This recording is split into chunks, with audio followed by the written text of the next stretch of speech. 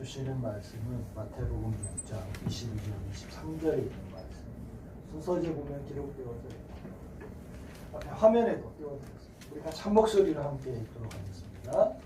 눈은 몸의 등불이니 그러므로 내 눈이 성하면 온 몸이 밝을 것이요 눈이 나쁘면 온 몸이 어두울 것이니 그러므로 내게 있는 빛이 어두우면 그 어두움이 얼마나 더하겠느냐.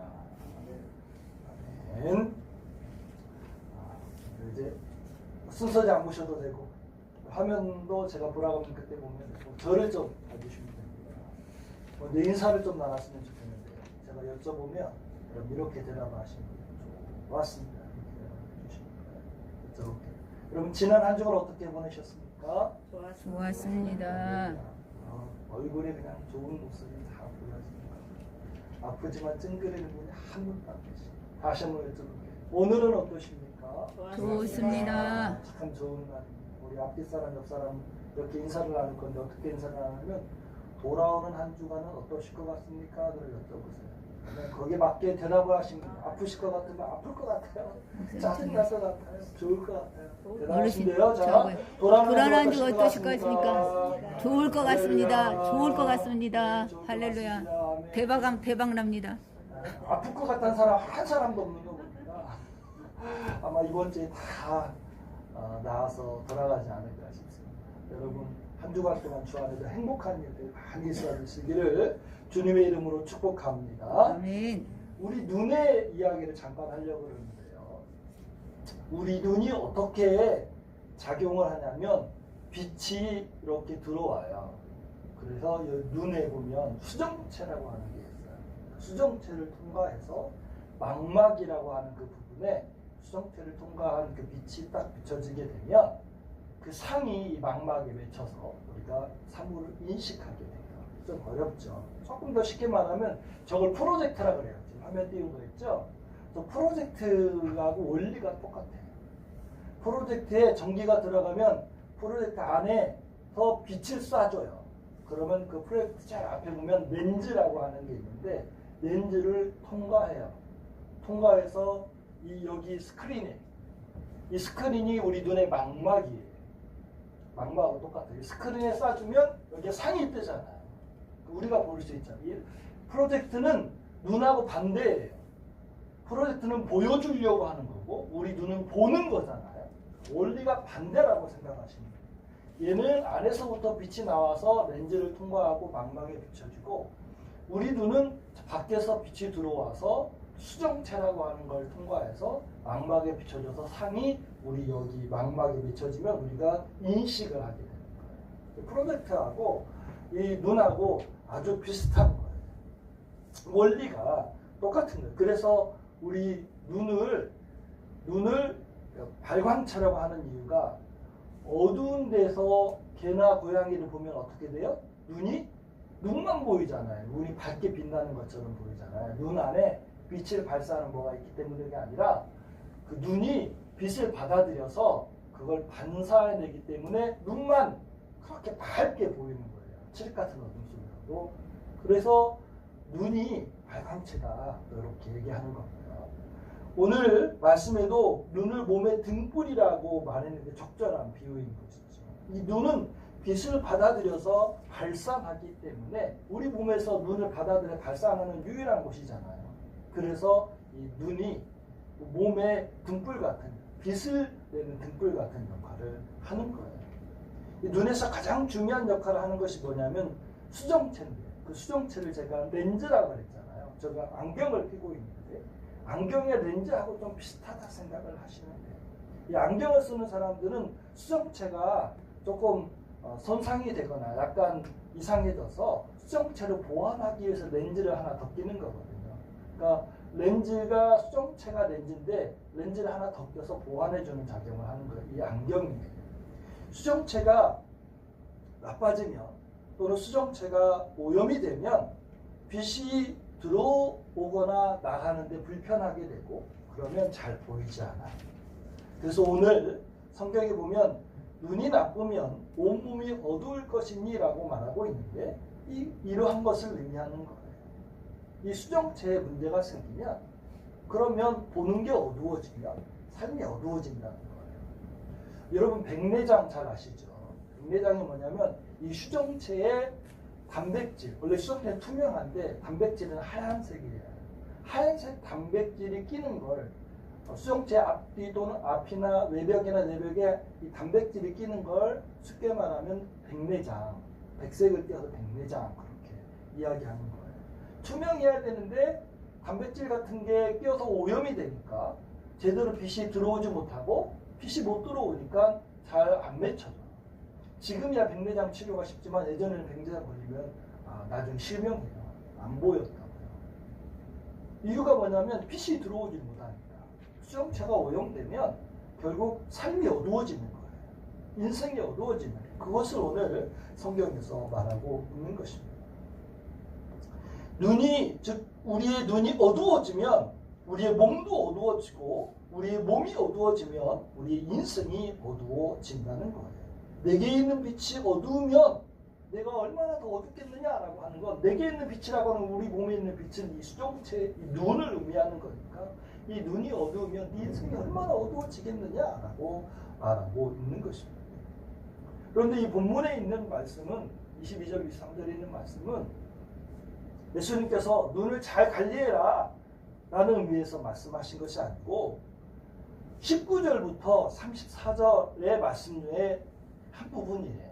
그러니까 우리가 이해하려면 19절부터 34절을 쭉 보면 예수님께서 왜 이 말씀을 하시는지를 우리가 이해할 수가 있습니다. 예수님은 단순히 육신의 눈의 중요성에 대해서 말씀하시는 것이 아니고 우리의 영안이 밝아야 우리의 인생이 밝아질 수 있다. 우리의 영안이 영적인 안목이 어두워지면 너의 인생도 어둡다 이렇게 말씀하고 있는 것이 19절로 34절이라고 보시면 돼요. 특별히 19절로 34절의 말씀은 우리의 영적인 안목을 어둡게 하는 것들을 언급하고 있어요. 우리 영적인 안목을 어둡게 해서 다시 말하면 이 수정체에 오염물이 묻어서 어둡게 되어지면 인생이 어두워지는데 그 오염물질이 무엇인가에 대해서 말씀하고 있어요. 안경을 쓰시는 분들은 아마 대부분 공감할 건데요. 아침에 안경을 깨끗이 닦고 가요. 오후쯤 돼서 안경을 벗어보면 안경에 뭐가 잔뜩 묻어 있어요. 아침에 분명히 닦았는데 오후쯤 되면 잔뜩 안경에 뭐가 묻어 있어가지고 그거 다시 또 닦아내자. 내가 이렇게 더러운 안경을 쓰고 있었나 싶을 정도로 더러운 오염물질이 많이 묻어 있어서 수시로 또 중간에 닦아주지 않으면 안 돼요. 그런데 일상이 바쁘다 보면 안경 닦을 시간이 없고 안경에 신경 쓸 시간이 없거든요. 그러다가 오후쯤 돼서 좀 여유가 있어서 안경을 딱 벗어보면 먼지가 얼마나 쌓여있더니 내가 이런 안경을 끼고 사람들을 대했나 싶어 창피할 때가 있어요.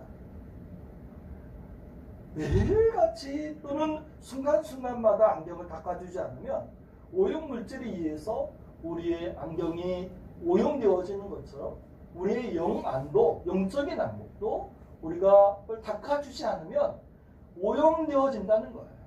그것을 방치하다 보면 나중에는 빛이 들어오지 못할 정도로, 보지 못할 정도로, 그래서 인생이 어두워질 정도로 우리의 영안이 어두워진다는 거예요. 대표적으로 우리의 영안을 어둡게 하는 그것에 대해서 예수님께서 말씀하고 계시는데 그 몇 가지 있는데 그 중에 첫 번째가 뭐냐면 우리의 영안을 어둡게 하고 우리의 영안을 오염시키는 첫 번째는 욕심입니다. 19절부터 34절까지가 전체적인 말씀이라고 그랬잖아요. 첫 번째로 예수님께서 말씀하신 건 뭐냐면 19절로 20절을 보니까 너희를 위하여 보물을 땅에 쌓아두지 말라. 거기는 종과 동록이 해하며 도둑이 구멍을 뚫고 도둑질하느니라. 오직 너희를 위하여 보물을 하늘에 쌓아두라. 거기는 좀이나 동록이 해하지 못하며 도둑이 구멍을 뚫지도 못하고 도둑질도 못하느니라. 로부터 시작해서 19절부터 34절까지 문맥이 쭉 연결되어지는 첫 번째로 경고하고 있는 것이 뭐냐면 욕심. 사람의 마음은 자기가 중요하게 여기는 것이 무엇인가 거기에 마음이 쏠려 있게 되어져 있어요. 우리의 마음은 희한하게 여러 사람, 여러 것을 다 신경 쓸 수 있는 마음에도 불구하고 가장 중요하게 여기는 것이 무엇인지에 의해서 우리 마음은 끌려가게 되어져 있다는 거예요. 그래서 성경에서 24절에 뭐라고 말씀하시냐면 한 사람이 두 주인을 섬기지 못할 것이니 혹은 이를 미워하고 저를 사랑하거나 혹은 이를 중히 여기고 저를 경히 여기리라. 너희가 하나님과 재물을 겸하여 섬기지 못하느니라. 이 땅에 물질 없이 그냥 살라 그런 의미는 아니에요. 우리의 마음이 어떤 것을 더 중하게 여기느냐, 우리의 마음이 두 주의를 동시에 한꺼번에 잘 중하게 여길 수 없고, 우리의 마음이라고 하는 것은 여기를 중하게 여기면 너를 경하게 여길 수밖에 없는데, 너희가 이 땅에 살아가면서 하나님이 제일 중하게 여기는 게 성도이어야 하지 않느냐라고 말씀하시는 것이지요. 사람은 눈에 보이는 것에 마음이 가고요, 또 우리의 마음이 가는 곳에 우리는 헌신하고 신경 쓰게 되어져 있다는 것입니다. 하나님께서는 그것을 경계하고 있는 것입니다. 두 주인 즉 주님과 재물을 겸하여 섬길 수 없는 것이 우리의 마음인데, 욕심이 탐욕을 부르고 탐욕은 우리의 마음을 끊임없이 재물에 묶어 둔다라고 하는 것입니다. 그래서 우리가 욕심에 갇히게 되면 탐욕의 노예가 되어지는 것입니다. 잠언에 보면, 잠언 30장 15절에 16절에 보면 이렇게 말합니다. 거머리에게는 두 딸이 있어 다오다오하느니라. 족한 줄을 알지 못하여 족하다 하지 아니하는 것 서너시 있나니 곧 수월과 아이배지 못한 태와 물로 채울 수 없는 땅과 족하다 하지 아니하는 불인이라 그랬습니다. 거머리에 두 딸이 있는데 더 주세요 한다는 소리, 다오다오 더 달라 한다는 거. 이런 거머리와 같은 것이 몇 가지 있는데, 그 중에 서너시 있는데 그 중에 수월과 아이배지 못한 태와 물로 채울 수 없는 땅과 또는 족하다 하지 않은 불인이라 그랬습니다. 가장 중요한 건 뭐냐면 이들은 족할 줄 모른다는 거예요. 만족할 줄 모른다는 거예요. 수월이라고 하는 것이 지옥을 의미하는데요, 이 지옥은 끊임없이 우리들을 지옥자식 만들려고 하는 거예요. 사람들을 끊임없이 지옥자식 만들려고 유혹하잖아요. 이 지옥은 마귀 자체를 의미하기도 해요. 이 마귀는 어떤 존재냐면, 요한복음 8장 14절에 보니까 너희는 너희 아비 마귀에게서 났으니 너희 아비의 욕심대로 너희도 행하고자 하는, 그는 처음부터 살인한 자요 진리가 그 속에 없으므로 진리에 서지 못하고 거짓을 말할 때마다 제 것으로 말하나 이는 그가 거짓말이 아니요 거짓의 아비가 되느니라 그랬습니다. 가장 먼저 이야기하는 게 뭐냐면 너희 아비의 욕심대로 너희도 행하고자 합니다 그랬습니다. 마귀는 욕심적이죠. 끊임없이 욕심 가운데 행하려고 하고, 자기 뜻대로 행하게 하려고 하고, 자기 마음대로 행하려 하는데, 이 마귀의 자녀들도 자기 마음대로 행하는 것이 가장 큰 특징이라고 하는 거예요. 자기 뜻대로 행하고 자기 욕심을 한없이 채우려고 한다라고 하는 사실입니다. 마귀나 세상은 자기의 욕심대로 내 멋대로 살아가라 그렇게 말하고 있는 것입니다. 그래서 에베소서 2장 3절에도 전에는 이라고 말하고 있죠. 전에는 우리도 다 그 가운데서 우리의 육체의 욕심을 따라 지내며 육체와 마음에 원하는 것을 하여 다른 이들과 같이 본질상 진노의 자녀였다, 마귀의 자녀였다는 것. 왜? 전에는 어땠냐면 죄송합니다. 육신의 욕심을 따라서 육체와 마음에 원하는 것을 다 했어. 하나님이 없을 때는, 하나님이 내 주인이 아닐 때는 내 마음대로 행하는 거야. 지금도 세상은 자기 마음대로 행하잖아요. 내 뜻대로 해라, 네가 원하는 거 하라고 또 가르치기도 하잖아요. 우리가 하나님을 모를 때는 하나님이 원하고 하나님의 뜻하고 하나님이 바라는 것이 무엇인지를 상관하지 않아요. 그것이 의미가 없어요. 그냥 내가 이루고 싶은 것, 내가 원하는 것, 내가 바라는 것, 욕심껏 살아가면 되는 거예요. 이전에는 우리가 그랬다는 거예요. 그러니까 본질상 진노의 자녀였어요, 우리가. 그러나 우리가 하나님의 자녀가 된 이후에 내가 원하고 내가 바라고 내가 뜻하는 것들이 있지만, 하나님께서 원하고 하나님께서 바라고 하나님 뜻이 무엇인지를 늘 우리가 묵상하면서 그 뜻 안에서 나를 지키고 내가 하나님 뜻을 이루려고 소원하고 달려가잖아요. 그게 성도예요. 변화된 모습이에요. 우리 자신의 모습이에요. 그런데 우리가 간혹 가다가 본질상 진노의 자녀였던 때의 그 모습들을 버리지 못하고 그리스도 안에 있다 하면서도 욕심껏 살아가려고 하는 성도들이 있다는 거예요. 그 욕심이 바로 우리의 수정체에 빛이 들어오는 그 렌즈를 오염시키는 거예요. 내가 욕심대로 살아가면 점점 그게 오염이 돼서 나중에는 우리의 영안이 어두워지고 우리의 인생이 어두워지고 불행해지는 거예요. 이 욕심이 저와 여러분의 불행의 가장 큰 원인 중에 하나라고 하는 사실입니다. 어느 장사꾼이 장사가 너무 안 돼서 낚시를 하러 갔대요. 배를 타고 호수 중앙에 호수 잘 잡히는 곳에 가서 낚시를 하는데 낚시가 그날따라 너무 안 돼서 짜증을 내네 갑자기 딱 입질이 온 거야. 너무 기뻐 막 낚아올려서 아주 희한한 물고기를 낚았대요.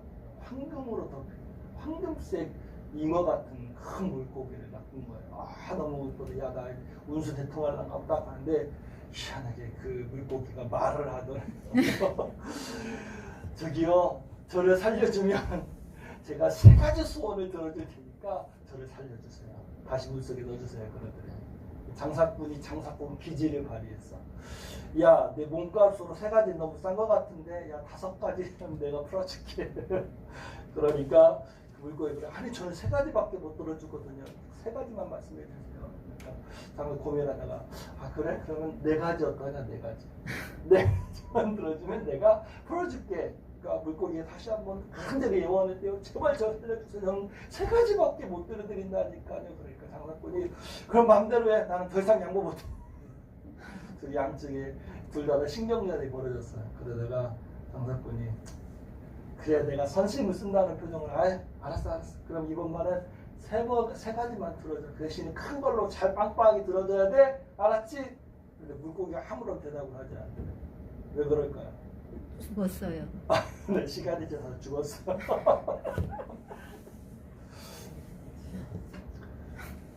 인간의 욕심이 그렇게 한이 없어요. 3가지면 더 충분하잖아요. 인간의 욕심이 한이 없어서 한번 욕심이 끼면 탐욕이 생을 지배하게 합니다. 탐욕이 생을 지배하면 삶이 어두워져요. 왜냐하면 족할 줄 모르기 때문에. 만족할 줄 모르는 인생은 즐겁지 않습니다. 행복하지 않아요. 늘 아쉬움이 있고 늘 후회뿐이고 자신이나 또는 누군가를 향하여 원망과 한숨을 내뱉습니다. 인생이 어둠에 갇힌 꼴이 되는 거예요. 불행하다고 하면서 늘 불행을 입술로 이야기하는 거예요. 그러면 그 말한 것이 자기 귀에 들어가서 자기 마음에 박혀요. 그러면 정말로 불행해지는 거예요. 탐욕이 눈을 가리면 그래서 불행하게 인생이 끝나는 겁니다. 살아가는 성도 여러분, 백내장을 걷어내면 수정체가 다시 깨끗해져서 시야가 밝아지고 인생이 밝아집니다. 마찬가지로 욕심을 걷어내면 여러분의 인생이 다시 밝아지게 될 줄 믿으시길 축원합니다. 아멘. 욕심을 걷어내면 다시 행복한 인생이 될 수가 있는 거예요. 아멘. 그럼 어떻게 백내장 같은 욕심을 걷어낼 수 있을까도 오늘 말씀을 드려야 되잖아요. 성경에서 해답을 들을 수가 있는데요. 갈라디아서 5장 16절에 보면 내가 이르노니 너희는 성령을 따라 행하라. 그리하면 육체의 욕심을 이루지 아니하리라. 그렇게 말씀합니다. 여러분 여타 종교 우리 기독교 말고 혹시 다른 종교에 가보신 적 있나요? 그쪽에서는 저는 예전에 아주 어렸을 때 절을 갔기 때문에 가서 맨날 절만 하다 왔기 때문에 헌법을 한 번도 제대로 잘 들은지 몰라요. 그래서 그냥 공부만 했는데 여타 종교에서는 뭘 중요시 여기냐면 착한 행실을 중요하게 여겨요. 우리의 죄도 착한 행실로 보상되어질 수 있다 이렇게 여겨요. 그럼 천주교도 좀 오염이 돼서 그렇게 천주교도 말을 해요. 그들의 죄를 착한 행실이나 어떤 그 헌신으로 보상받을 수 있다 그렇게 얘기해요. 복음이 오염된 거예요. 천주교는 그 부분에. 그런데 사실상 여러분 우리가 탐욕을 버리라고 그래서 불교도 막 버리라고 그러잖아요. 무소유, 마음인 욕심도 버리라고 그러잖아요. 그런데 제가 50년 넘게 살아보니까 욕심이라고 하는 게 버려지던가요? 권사님? 욕심은 절대 버릴 수가 없어요. 인간의 안에 있는 욕심은 버릴 수가 없는 거예요. 왜 버릴 수가 없는 줄 알아요? 인간을 살아가게 하는 원초적인 힘 가운데 하나가 욕심이에요. 그것 때문에 문화가 발전하는 거예요. 그것 때문에 과학이 발전하고, 그것 때문에 사람이 편하게 살려고 하는 어떤 욕심이나 욕망 때문에 인류가 발전해가는 인간의 가장 기본적인 욕구 중에 하나가 이 욕심이에요. 이거는 버릴 수가 없는 거예요. 그걸 버리면 인간은 죽는 거예요. 살아갈 어떤 힘이 없어져서 죽는 거니까 욕심은 버릴 수가 없는 거예요. 그러면 기독교는 뭐라고 얘기하느냐? 욕심은 물론 십자가에 못 박으라라고 얘기해요. 그러니까 다시 말하면 욕심도 죽여라라고 얘기해요. 그러나 또 한편 뭐라고 이야기하냐면 중요한 것은 성령을 따라 살아라라고 얘기하는 거예요. 다시 말하면 무슨 말이냐면 우리가 버림으로써 행복해지는 게 아니라 올바른 방향으로 전환함으로써 행복해지는 거예요. 아멘. 그러니까 욕심은 버린다고 해서 버려지는 게 아니고, 내가 욕심을 버리는 게 아니라 그 욕심의 그 어떤 에너지를 가지고 올바른 쪽으로 그 에너지를 사용하면 그쪽으로 달려가다 보면 욕심은 자연스럽게 나를 지배하지 못하게 되는 거예요. 아멘. 내 안에 그 욕심이라고 하는 에너지를 가지고 선한 일을 하는 거예요. 그렇게 만들어주는 거예요. 기독교가 말하는 거예요. 인간은 그래서 구원받을 존재라는 거예요. 영원히 욕심을 버리지 못하는 존재라는 거예요. 그러니까 우리가 십자가의 그 욕심을 못 받고 그리스도를 따라가는 거예요. 성령을 따라서 살아나는 거예요. 우리가 가장 지금 집중해야 될 거 뭐예요? 욕심을 버리는 것을 집중해서는 해결이 안 난다고요. 욕심을 향하여 달려가는 마음은 내버려두고, 옛 모습으로 못 박아버리고, 지금 중요한 건 성령을 따라 살아가는 데 초집중하다 보면 자연스럽게 욕심을 따라가는 삶은 도태되어지는 것이고, 성령의 사람이 되어지니까 사랑의 사람 되어지는 거고, 은혜의 사람 되어지는 것이고, 헌신의 사람 되어지는 거고, 영적인 사람이 되어지는 거예요. 기독교가 그걸 말하는 거예요.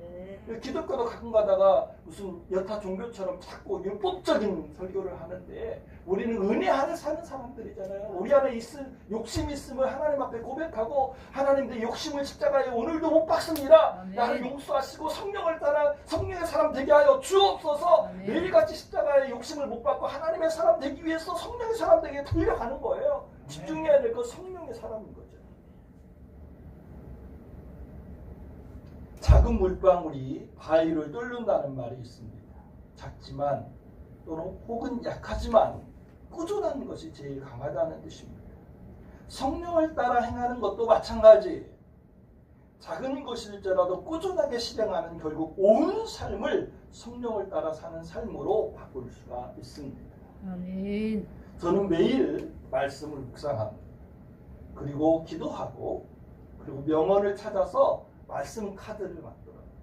한 두세 구절에 있는 말씀을 가지고 찾아서 묵상하고, 그리고 명언도 하나 찾아요.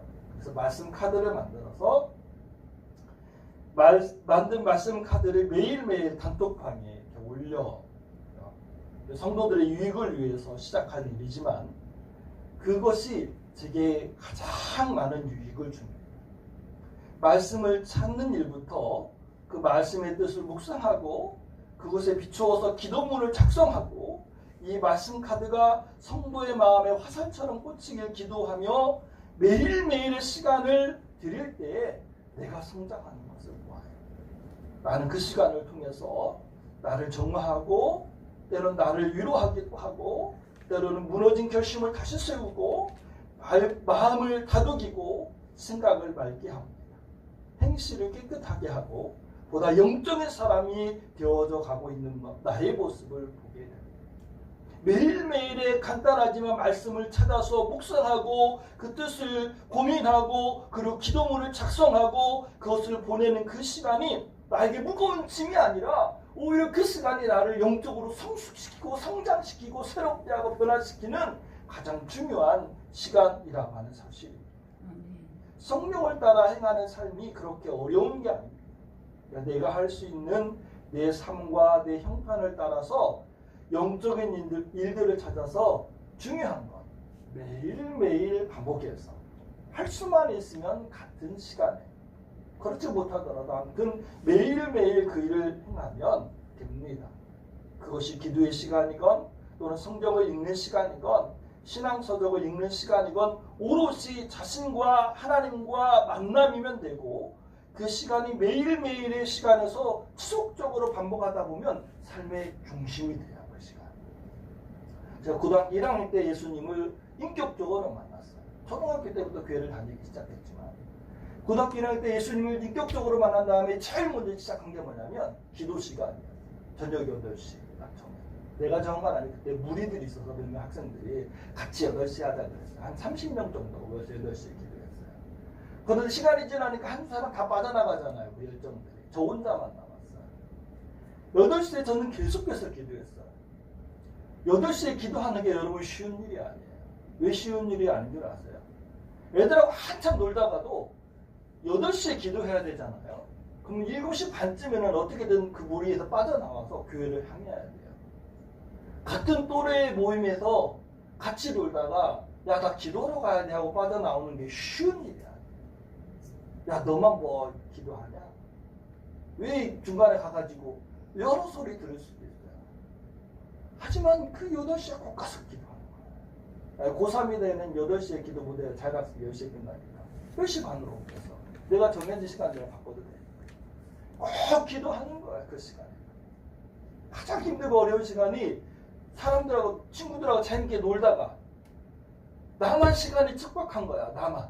그 시간이 되면 벌써부터 마음이 두근두근 거리는 거야. 가기 싫은 갈등도 많고. 그 나이에 얼마나 놀고 싶은데. 그렇잖아요. 근데 그 시간을 꼭 지키는 거예요. 삶의 중심이 뭐가 돼요? 기도 시간이 되는 거예요. 자연스럽게. 그때의 기도 때문에 아마 지금 오늘도 내가 하나님의 은혜 가운데 가지 않나 싶을 정도로 참 3년간 하나님 앞에 열심히 기도의 훈련을 또는 투쟁을 했어요. 내 삶의 기준이에요. 요즘의 내 삶의 기준은 뭐냐면 말씀을 찾아서 묵상하고 기도 카드를 만드는 거예요. 그것이 삶의 중심이 돼서 매일매일 그것을 하는 거예요. 무거운 짐이 아니라 내 삶의 가장 큰 중요한 영적인 나를 지지하는 힘인 거예요. 그것이 바로 성령을 따라 사는 삶이에요. 여러분 영적으로 내가 어떤 특별한 일을 하는 게 아니고 성경을 한 구절 읽든 두 구절 읽든 아니면 신앙서적을 보든 아니면 기도를 하든 매일매일 할 수 있는 것 아주 간단한 것들을 정하고 그것을 매일매일 반복하다 보면 내가 영적인 사람이 되어지는 거예요. 성령의 사람으로 되어지는 거예요. 그게 삶의 내 중심, 매일매일 하는 게 중심이 되는 거니까 매일매일 하는 그것이 내 삶의 중심이 되어서 나를 점점 그리스도인다운 삶으로 이끌어가는 거예요. 아멘. 갈라디아서 5장 14절에 보니까 그리스도 예수의 사람들은 육체와 함께 그의 그 정욕과 탐심을 십자가에 못 박았다. 만약 우리가 성령으로 살면 또한 성령으로 행할지니라 라고 말씀하고 있습니다. 우리가 욕심을 십자가에 못 박고 성령으로 이제는 살아야 된다는 거예요. 아멘. 하나님 앞에 나는 어떻게 성령의 사람 될 수 있습니까? 기도 2시간, 3시간 하는 게 그것이 성령의 사람 되는 게 아니고 말씀을 통독하는 게 성령의 사람 되는 게 아니고 물론 그것도 성령의 사람 되는 방법 중에 하나죠. 어렵잖아요. 결심하기 어렵잖아요. 매일매일 정해진 시간에 기도하는 것. 3분이라도 5분이라도 기도의 제목과 정확한 목적을 가지고 쉬지 않고 기도하는 것. 그것이 나를 성령의 사람으로 이끈다는 것. 하나님은 올 한 해 여러분의 영안이 깨끗해지기를 주님의 이름으로 축복합니다. 아멘. 영안이 깨끗해지면 인생이 밝아집니다. 아멘. 영안이 깨끗해지면 행복한 인생이 되어질 수 있습니다. 아멘. 영안이 깨끗해지려면 성령을 따라서 살아가야 되는데 성령의 사람 되어져야 하는데 너무 그렇게 어렵지 않습니다.